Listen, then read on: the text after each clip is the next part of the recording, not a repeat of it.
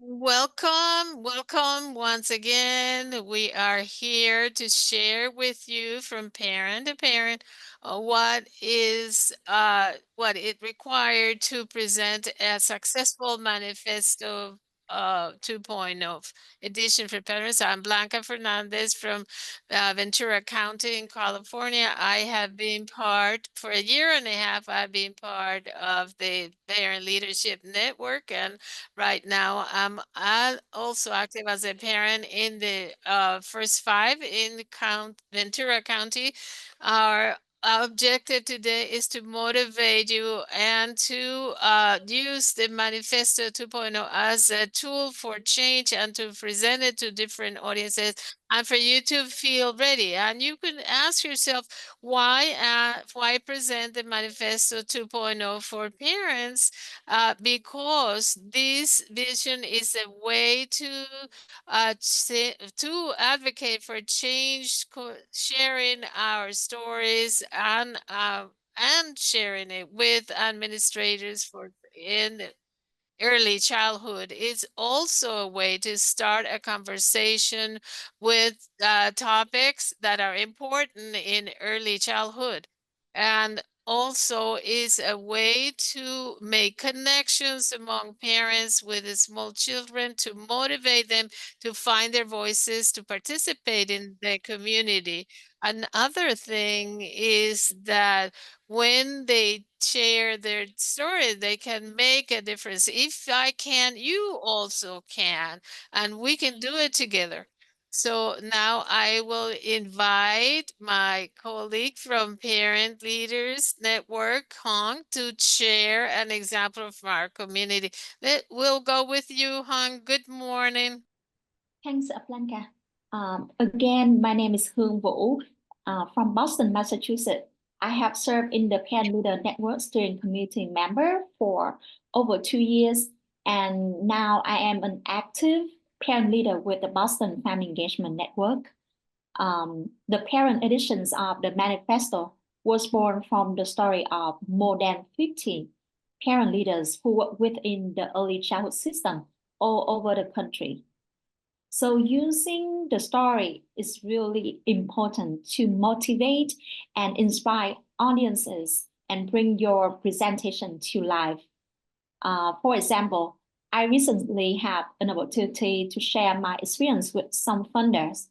In my story, I show everybody how important it is for parent partner to be compensated when they share with you their advertise and the leaders from Boston community, they really consider it as an important way and potential next step to embrace parent leadership within their agency. The parent editions of the Manifesto collect stories and experiences into the books and provide a starting point for you to tell your story. And on the book, there will be a space for you to really jot down your live experience, your story, so that you can use it as the materials for your presentation.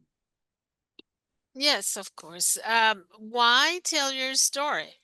Well, to tell our story allows us to motivate and inspire an audience so that they can feel identified. And if they don't feel capable of doing it, then together they can be inspired to make a movement. So also when you make a presentation, while you know that more people know about what you're doing, you will motivate more people to do it and want to also get to your objective. Stories are a powerful way to reach your goals. A lot of times we have also you have the stories, we fight for what you need, but when you hear a story, you feel identified and then you join the movement. And above all, because the parent edition for the manifesto is made up of that, it's got stories told by you or more than 50 parents that were here and were heard. Thank you, Blanca, for sharing your really powerful point of why our lived experience and our story is very important when we talking about the manifesto. So now we'll move to the next important point when we present the manifesto is know your audience. I think it's very important to know who is sitting in the room and listen to your manifesto presentation. So here's a tool from the appendix of the manifesto that can help you to plan your presentation for different audiences. So let's say if I pick the commitment to, and I'm gonna present to two different audience group. The first one is the parent, and the other one is agency audience. So if I present a manifesto to the parent audience, I would say, anytime you're participating in community group, look out for any leadership opportunity to make your voice being heard, and ask for a safe space for you to participate in and your concern can be heard.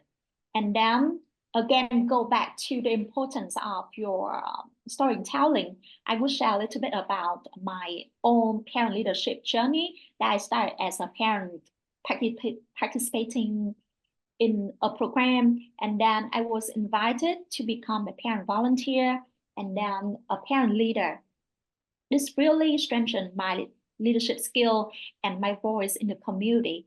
Now I currently serve as a co-chair, a caregiver co-chair for the family engagement subcommittee, which is citywide.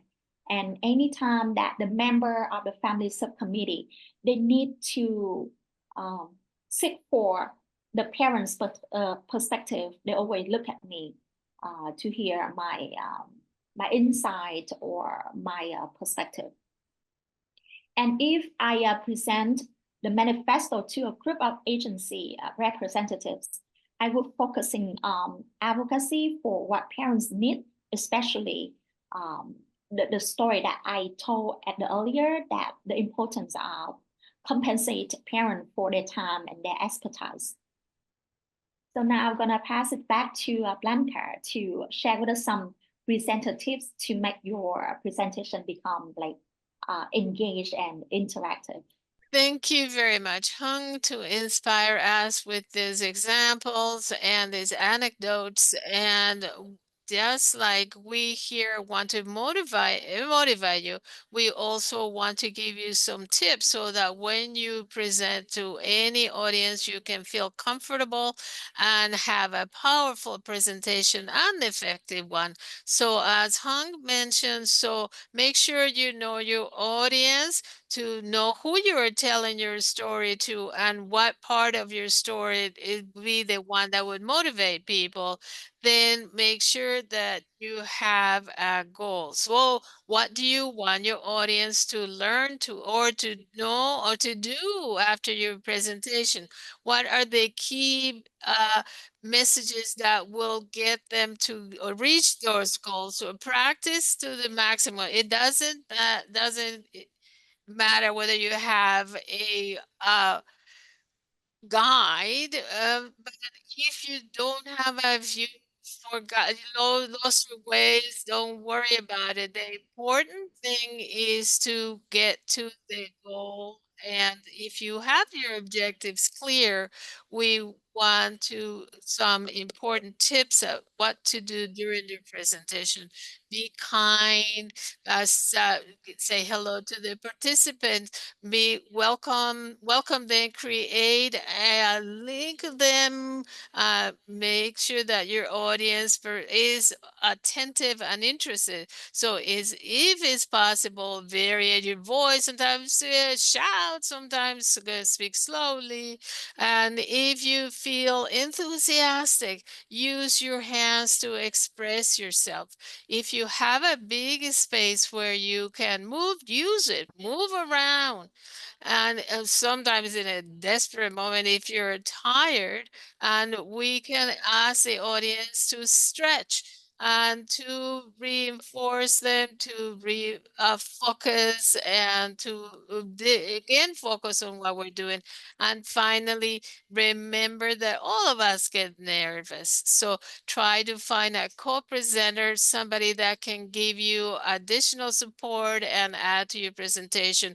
When is the turn for your co-presenter, you can relax a little bit to go back to the main idea. So now take the an extra moment to think about these strategies that will help you not to be so nervous during the presentation. And remember that more practice, the better you will be. You don't have to be perfect. You can be flexible and be thankful to yourself because each time you'll do it better. So now we hope that you feel inspired and prepared to be able to present the manifesto in the community. We remind you to check again the tools that we have just shared with you for presenting so that you can be familiarized with them and feel as comfortable. Add your story and your voice to be part of this movement to create early childhood systems that are aligned with all the families around you, and they need to thrive too. Remember that our priorities for your voice to be heard and to make a change. And thank you very much for listening to us.